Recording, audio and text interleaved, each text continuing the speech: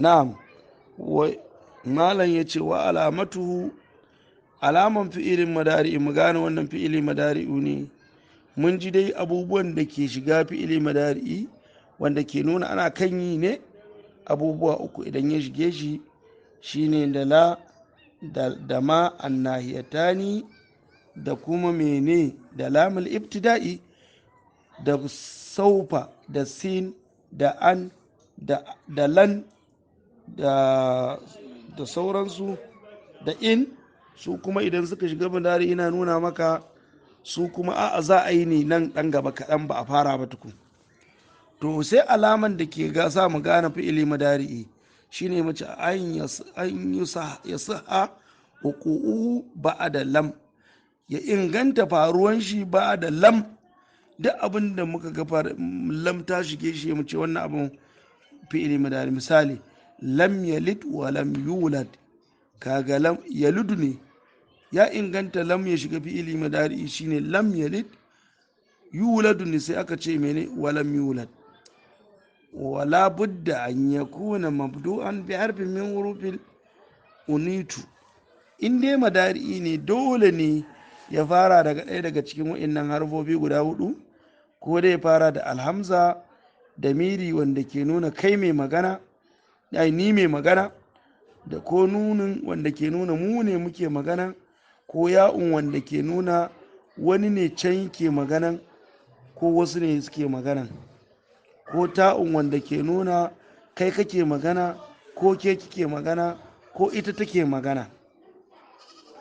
Wata sama a harfin madari a waɗannan harfofi guda hudu ya a ce musu hurufil madari'u ko ko hurufil madari'i. Na'am. Falhamzatu, malam sai dauko maka ɗaya bayan ɗaya zai maka bayanin ko ne.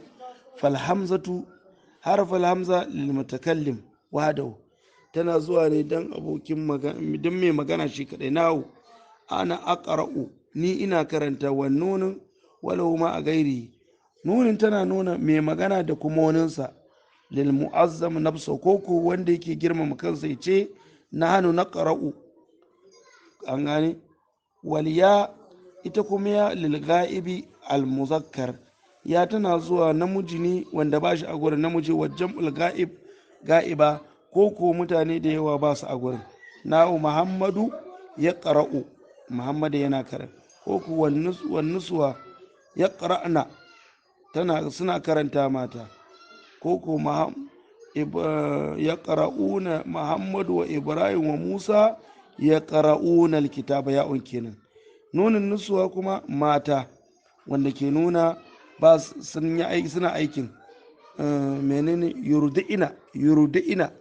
yurdi'ina, kaga ya'un yazo amma nunin nusuwa zai nuna maka mata.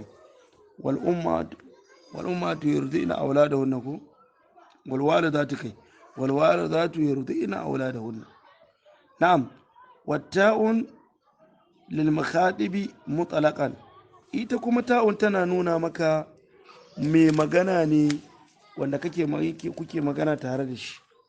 Wal mufradul ga'iba, hakanan tana nuna maka ta mace ce wanda ba ta a gurin.